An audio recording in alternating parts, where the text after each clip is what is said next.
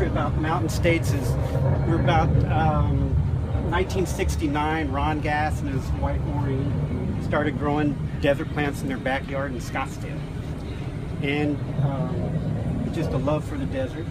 They moved kind of out to the suburbs after it got a little more business. They were selling to the mines down in southern Arizona to put on the tailings.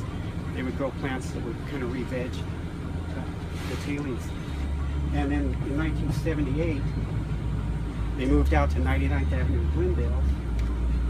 And kind of what we did is we kind of pioneered the introduction of desert plant material.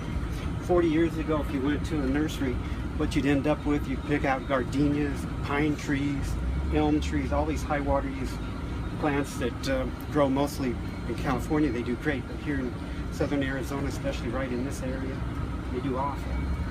So with the help of the Desert Botanical Garden, Arizona Sonoran Desert Museum,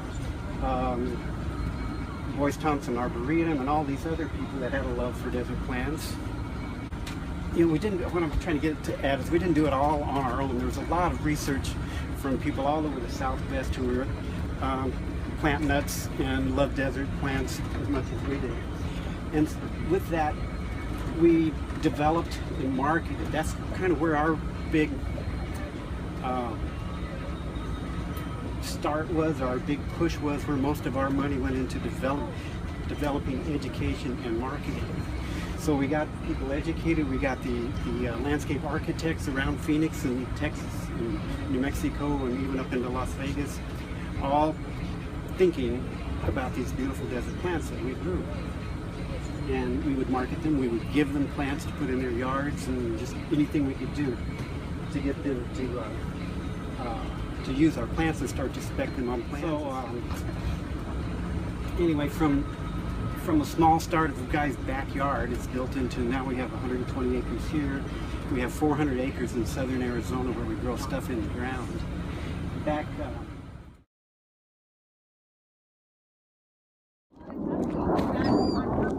no, just showed up here trying to keep it out of the pond. What's duckweed, Patty? This little green Like plant on top. Kids use it for science projects. I mean, it's biology.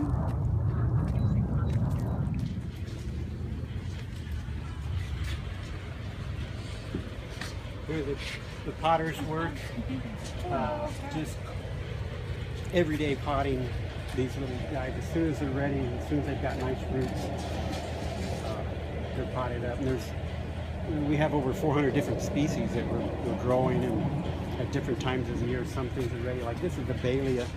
Baeleas, there's a little window where we can get them potted up now before it gets really hot, and they'll survive for us if I wait like that.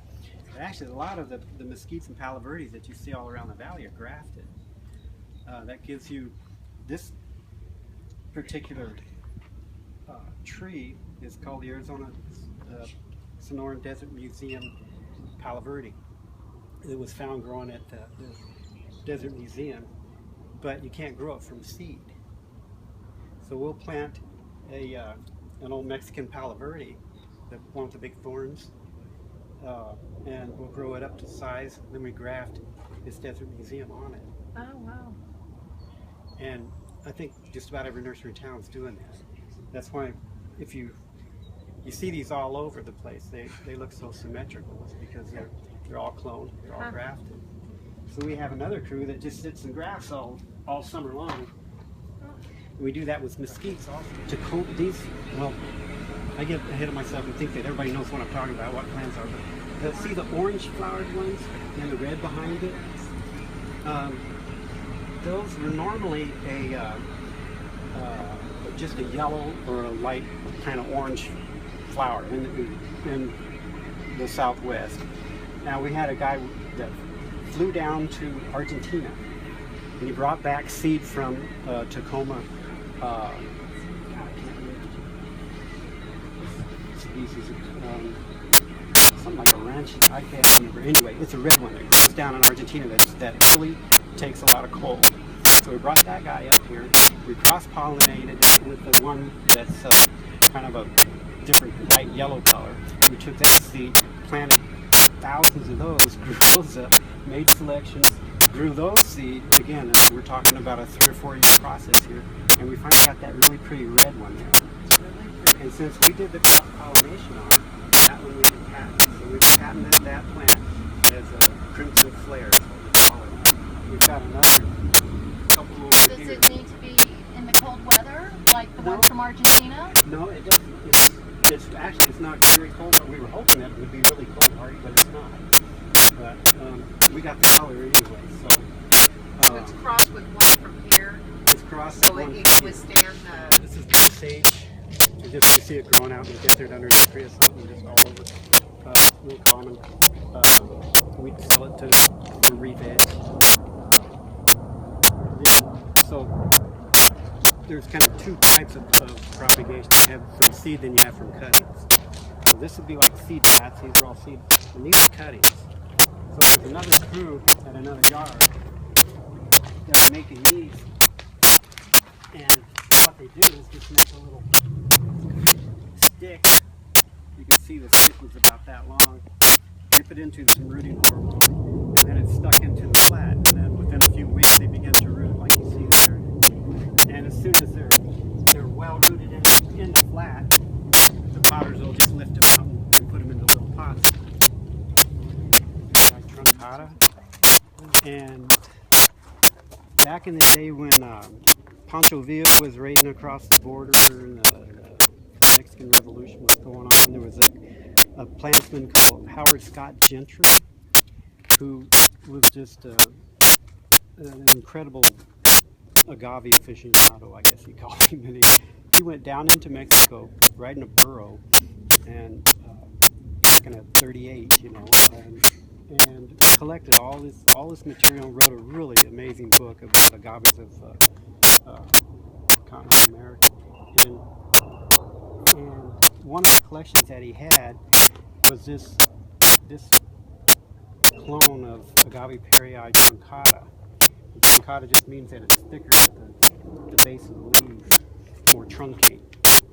So it was at the Huntington Botanical Garden, and what we did was we got that plant, that clone from them, and we got permission to tissue culture it. What tissue culture is they take the heart right out inside the center there, and put it, divide it, treat it with something, and put it into a petri dish and spin it, and they grow little plants, and they're all cloned just like that. If you notice how perfect a lot of these things are, they're not from seed, they're from tissue culture. That's why you see all this perfection, which personally I don't like. I like the seed grown because you get all these really cool oddballs that pop up, you know. But this is just a really pretty clone with a really interesting history on it. It came from the Huntington. If you ever get on the internet, get on the Huntington. Birdie eye back here in Purpose Texine. These, the acorns for these trees originally were collected in East Texas.